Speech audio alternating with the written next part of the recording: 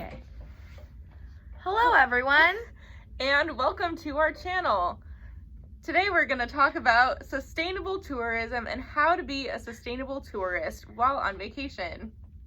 So the first thing is, what is sustainable tourism?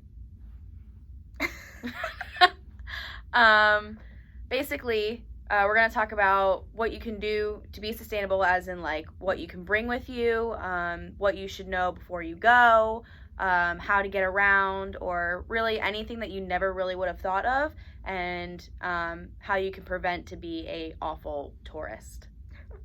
So it's important to be a sustainable tourist as a sign of respect to the local community. So when you're coming on vacation somewhere, you definitely want to make sure that you're having the best impact and the least amount of impact depending on the different areas of impact. So obviously you want to reduce your waste, but you also want to have a good impact on the economy and helping out with local businesses and making sure that you're supporting local culture and art rather than taking away from it. So the first thing that we're going to do is show you what you can bring as a tourist instead of just bringing a bunch of plastic and wasteful goods. So the first thing is, if you're like me and you constantly need to drink out of things, a reusable straw. You can literally just wash it out. It's not bendy or anything, so it's pretty easy to clean, and you can just stick it right in your pocket and you'll be good to go. Also, water bottles. We have a sea of trash, so every time that you can refill is the best thing to do, instead of just buying another one for $5 and then throwing it away and buying another one for $5. That's free if there's a water fountain. And then you also have your reusable cutlery. Oh my. It's very loose, so be careful how you do it, but it's aluminum, so instead of throwing away plastic, you can literally just rewash your... Oh, and there's a straw in this. Cool. I've never seen reusable cutlery except for at home, so that's pretty awesome. It comes in a handy dandy napkin. It's not a napkin, it's a holder. Awesome. And then, do you want to talk about this? It's a bag. This is a reusable shopping bag. So if you go out shopping while on vacation, you may want to stop at the grocery store. You may stop in a gift shop and end up picking up something. So instead of getting a plastic bag or even a paper bag that you're going to end up throwing out, keeping this in your purse or backpack while you're traveling is great. This one's nice too because it rolls on up. I know that sometimes that's the issue of why people don't want to bring reusable items with them on vacation, because how much room it takes up. But look at this.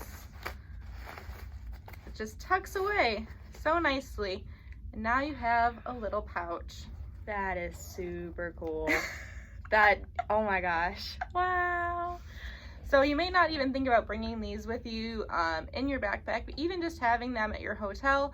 Most of the time, I know a lot of the last couple hotels I've stayed at, it's been styrofoam plates and plastic cutlery at the Continental Breakfast, and same thing with styrofoam coffee cups. So even if before you get dressed for the day, if you go downstairs, bring these down with you and bring them back up to your room. You don't necessarily have to have them out with you during the day. The important thing is just reducing waste, not trying to necessarily be zero waste, because all we need is, if we had, what's the quote? There is a quote that we don't need a handful of people living zero waste perfectly. We need 1 million people trying to live zero waste imperfectly. So, wow, that is moving. So basically that is for tourists, but the people who are in the tourism company, like she said, the whole Continental Breakfast is great, but on styrofoam plates is not the best thing. So the hotels or bed and breakfast or whoever is hosting you, they could maybe do reusable silverware or plates, or even like if you check in, here's your cup with you. Like you could also put like a, what's it called, sponsorship on the back of it, so that way if your company doesn't want to pay for all of these cups for all of your visitors, you can get someone to sponsor you for it, and it's a win-win situation, and you're helping the environment. So when you're looking at hotels, I did mention Continental Breakfast. I know that's really important for my family to have breakfast included. But while you're looking at hotels, look for hotels that are making conscious decisions, that are helping their employees, paying fair wages, and making conscious decisions about the environment also. So whether that's gray water recycling systems, using reusable energy or renewable energy, and also supporting local farms to get their food, those little things are going to make a huge difference overall. And being a tourist yourself, the major things that you can do to help your hotel is try minimizing your showers to maybe like 10 minutes. That's like a max. Showering every other day. You don't have to take 7 showers a day. You are perfectly fine with a little bit of filth. Try reusing some shirts or some pants. That'll also help you bring more stuff home instead of bringing a whole bunch of clothes that you're never going to wear. Try to pack beforehand what outfits you're going to wear, so that way you're not just shoving a bunch of clothes in a suitcase. I have a really bad problem with that. Your laundry, you don't, like I said, you don't have to do it every single day. Try to use them a couple times, and I just read that. I read that again. Yeah, cut that one. And that's really all I can think of to use in the hotels. So maybe you don't have a destination picked out yet and you're wondering where you should go. Different options to look at if you're not really sure are ways you can get there. So can you drive there? Can you take a bus there? Can you take a train there? Or do you really have to fly there? Flying is going to have the biggest impact on the environment. So looking at buses and trains, or even a car that you can take multiple people in, is going to be much better for the environment than flying. When looking at a destination, once you figured out how you're going to get there, you could look at how great their public transportation is. So DC is a great tourist destination because of our metro. We have a great subway system. Same thing with New York City.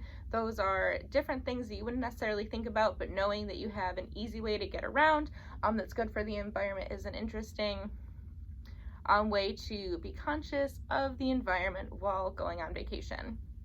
Also, instead of flying, you said personally, there are buses that start at $5 to even get you from like numerous states.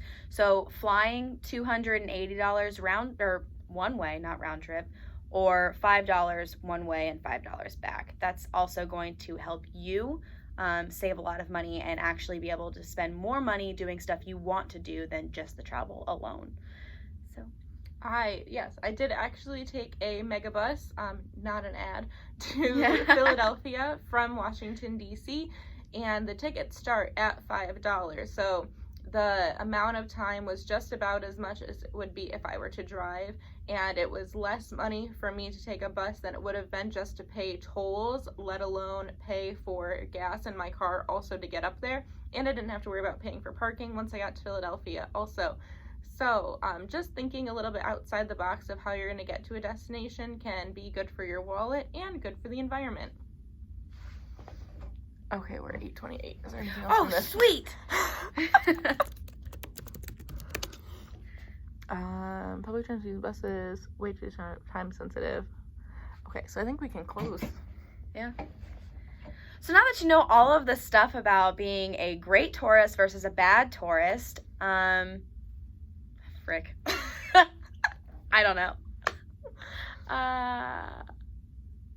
Do you think you can be more sustainable? Yeah. Okay. Cut.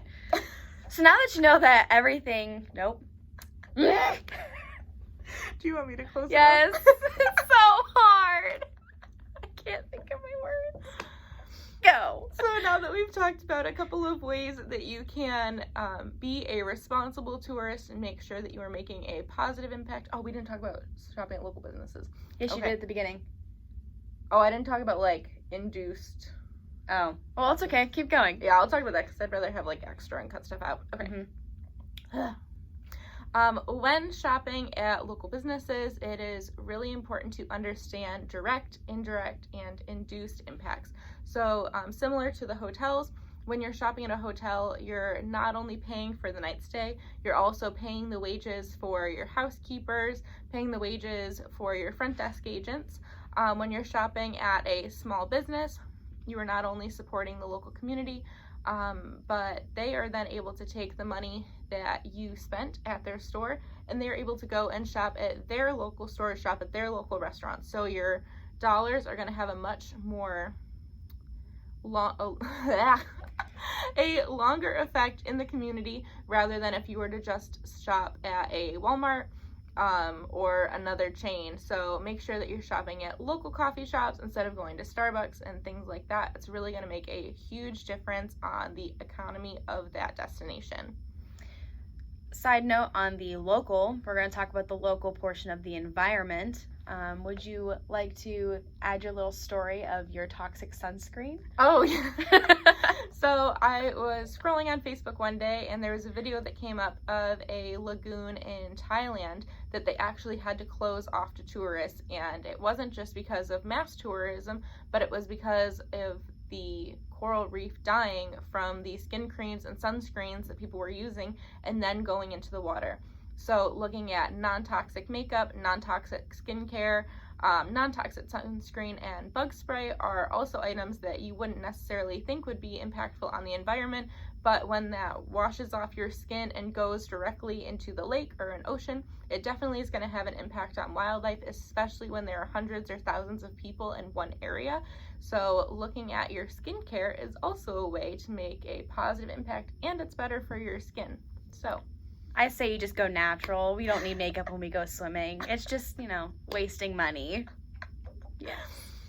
So now that we've talked about a few ways on how to be more sustainable when you go on vacation, we hope that you'll take some of these tips and apply them not only to your vacation, but to your everyday life. So looking at public transportation, looking at bringing your reusable water with you,